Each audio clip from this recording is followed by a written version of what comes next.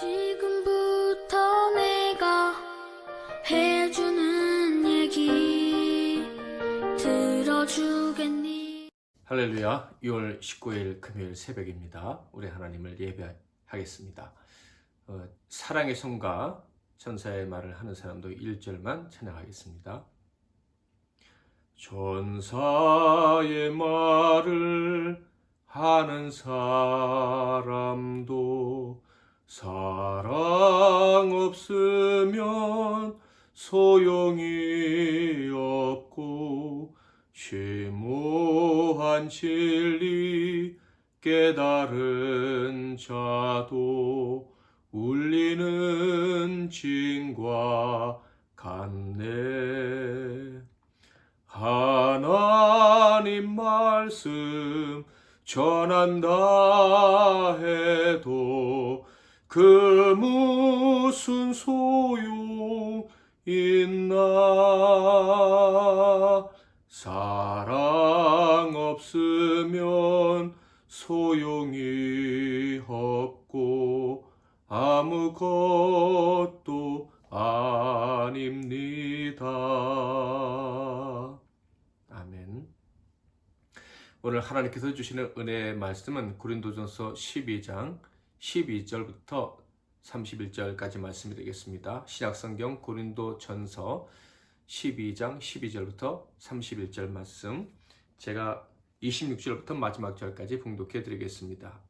만일 한 지체가 고통을 받으면 모든 지체가 함께 고통을 받고 한 지체가 영광을 얻으면 모든 지체가 함께 즐거워하느니라. 너희는 그리스도의 몸이요 지체의 각 부분이라. 하나님이 교회 중에 몇을 세우셨으니 첫째는 사도요, 둘째는 선지자요, 셋째는 교사요, 그 다음은 능력을 행하는 자요, 그 다음은 병 고치는 은사와 서로 돕는 것과 다스리는 것과 각종 방언을 말하는 것이라. 다 사도에겠느냐? 다 선지자에겠느냐? 다 교사에겠느냐? 다 능력을 행하는 자에겠느냐? 다 병 고치는 은사를 가진 자에겠느냐? 다 방언을 말하는 자에겠느냐? 다 통역하는 자에겠느냐? 너희는 더 큰 은사를 사모하라. 내가 또한 가장 좋은 길을 너희에게 보이리라.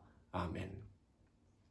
오늘은 은사의 목적이란 제목으로 하나님의 말씀을 상고하겠습니다.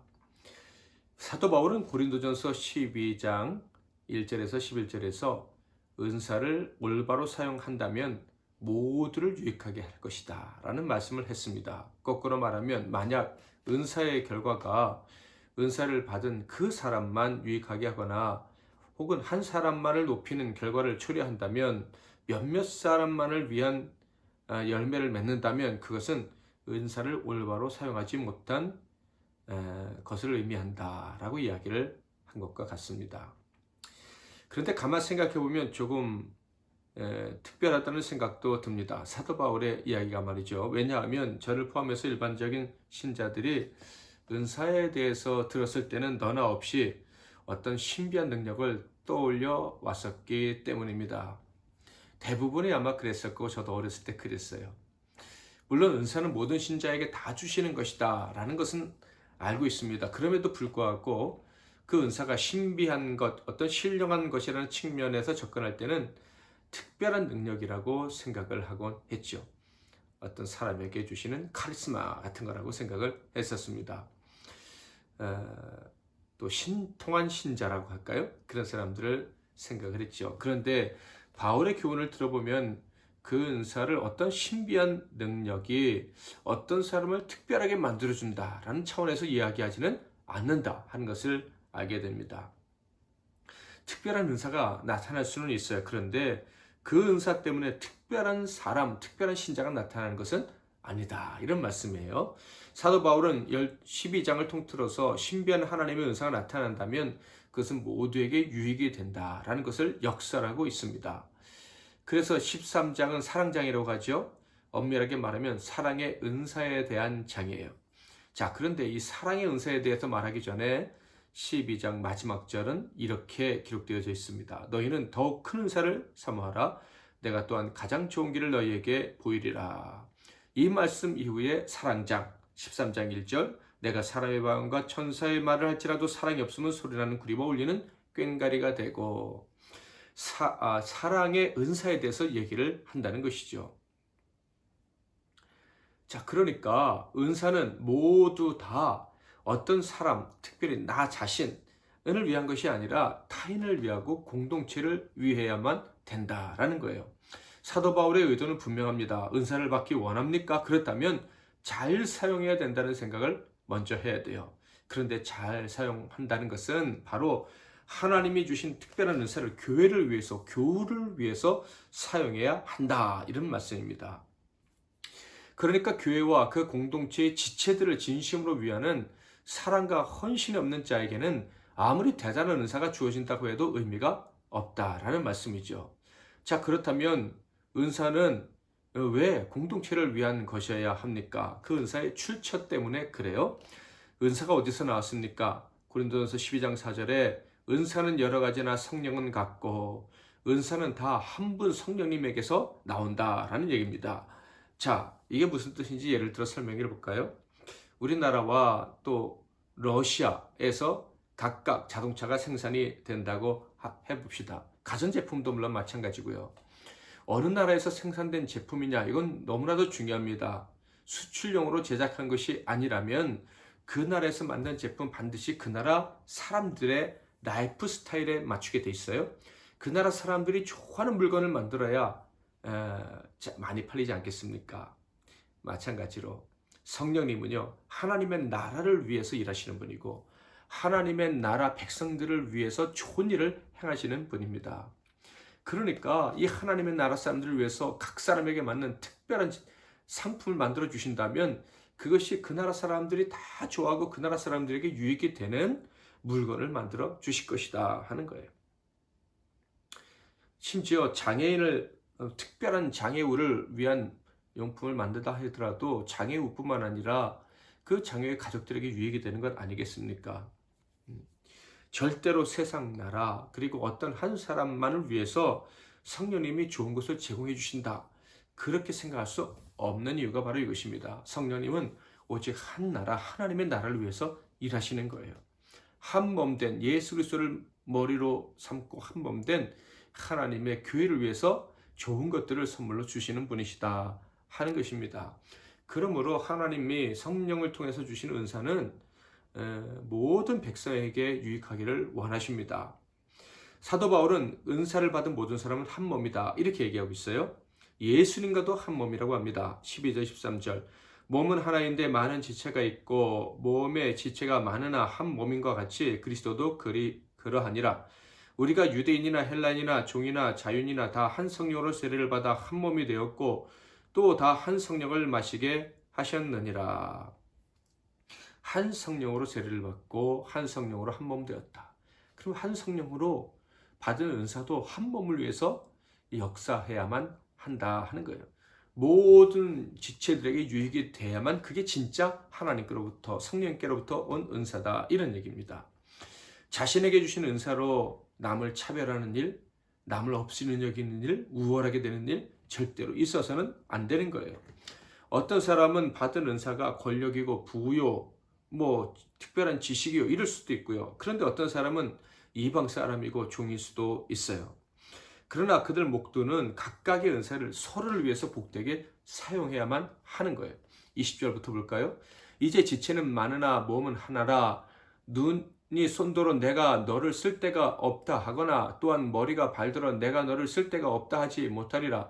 그뿐 아니라 더 약하게 보이는 몸의 지체가 도리어 요긴하고 우리가 몸에 덜 귀히 여기는 그것들을 더욱 귀한 것들로 입혀주며 우리 아름답지 못한 지체는 더욱 아름다운 것을 얻느니라. 그런즉 우리의 아름다운 지체는 그럴 필요가 없느니라. 오직 하나님이 몸을 고르게 하여 부족한 지체에게 귀중함을 더하사 몸 가운데 분쟁이 없고 오직 여러 지체가 서로 같이 돌보게 하셨느니라. 약한 자든 강한 자든 서로가 돌볼 수 있도록 하는 게 하나님 주시는 은사다 이런 말씀이에요. 하나님의 나라 그리스도와 한 몸 된 교회에는요 많은 지체가 있어요. 그리고 다양한 은사, 지책들을 주셔서 서로를 섬기게 하셨습니다. 28절 하나님이 교회 중에 몇을 세우셨으니 첫째는 사도요, 둘째는 선지자요, 셋째는 교사요, 그 다음은 능력을 행하는 자요, 그 다음은 병 고치는 은사와 서로 돕는 것과 다스리는 것과 각종 방언을 말하는 것이라. 각각의 사람들에게 하나님께서 은사와 직책을 주셨습니다. 이건 너무나도 중요한 일이고 감사한 일입니다. 그런데 그 소중한 직책을, 은사를 주신 이유가 무엇이라고요? 함께하고 또 서로가 서로를 세워주게 하시기 위함이다 하는 거예요. 26절, 27절, 만일 한 지체가 고통을 받으면 모든 지체가 함께 고통을 받고 한 지체가 영광을 얻으면 모든 지체가 함께 즐거워하느니라. 너희는 그리스도의 몸이요 지체의 각 부분이라. 그러므로 은사를 받은 자들, 은사를 올바로 사용하기를 원하는 자들, 은사를 받기를 원하는 자들은 분명한 목적의식이 있어야 됩니다. 바르게 사용하지 않으면 은사는 헛것이라는 생각에 하나님이 주신 은사를 어떻게 사용할까라는 분명한 목적의식이 있어야 된다 하는 거예요. 그리고 사도 바울은 얘기합니다. 그런 분명한 목적의식이 있다면 은사를 교회 공동체를 위해서, 유익을 위해서 사용하기를 원하는 그런 사명이 있다면 그 사람들에겐 반드시 모든 사람에게 주시는 특별한 은사를 원하는 마음이 있어야 된다는 거예요. 자, 29절부터 볼까요? 다 사도이겠느냐? 다 선지자이겠느냐? 다 교사이겠느냐? 다 능력을 행하는 자이겠느냐? 다 병 고치는 은사를 가진 자이겠느냐? 다 방언을 말하는 자이겠느냐? 다 통역하는 자이겠느냐? 너희는 더욱 큰 은사를 사모하라. 내가 또한 가장 좋은 길을 너희에게 보이리라. 모든 은사를 다 받을 수는 없습니다. 그렇지만 누구나 다 받을 수 있는 은사가 있음을 여기서 보여주고 있어요. 바로 사랑의 은사인 거예요. 이 은사를 받는다면 어떻게 되겠습니까? 그 사람은 교회 공동체, 하나님의 나라에 가장 유익이 되는 사람이 될 것입니다. 모두를 복되게 하라는 열망으로 끌어오는 사람이 바로 사랑의 은사를 받은 사람 아니겠습니까? 그러므로 그 사랑의 은사를 받은 사람은 최고의 은사를 받은 사람인 거예요. 그러므로 성도들은 누구나 받을 수 있는 이 사랑을 사모하고 반드시 받아야 되고 점점 더 풍성히 받아야 할 것입니다. 여러분은 어떤 은사를 받기를 원하십니까? 구하십시오. 여러분에게 필요한 은사, 여러분에게 허락된 은사 구하시면 하나님이 반드시 주실 것이고 혹은 이미 주셨다는 것을 깨닫게 될 것입니다. 그런데 그 모든 은사들을 구하기 전에 먼저 구해야 될 은사가 있음을 잊으면 안 됩니다. 바로 사랑의 은사예요. 내게 다양한 은사를 주심을 바로 사랑을 베풀게 하시고 교회를, 성도들을 유익하게 하기 위함이라는 것을 안다면 사랑의 은사를 구하고 사랑의 은사를 받는 일에 먼저 집중을 해야 될 줄 믿습니다. 사랑의 은사를 다 받아서 여러분이 속한 공동체를 복되게 만들기를 주님의 이름으로 축복합니다. 사랑의 성가 2절, 3절 찬양하겠습니다. 진리를 보고 기뻐합니다. 무례와 사심 품지 않으며 모든 것 믿고 바라는 사랑 모든 것 덮어 주리. 하나님 말씀 전한다 해도 그 무슨 소용 있나. 사랑 없으면 소용이 없고 아무것도 아닙니다. 지금은 희미하게 보이나 그때는 주를 맞대고 보리.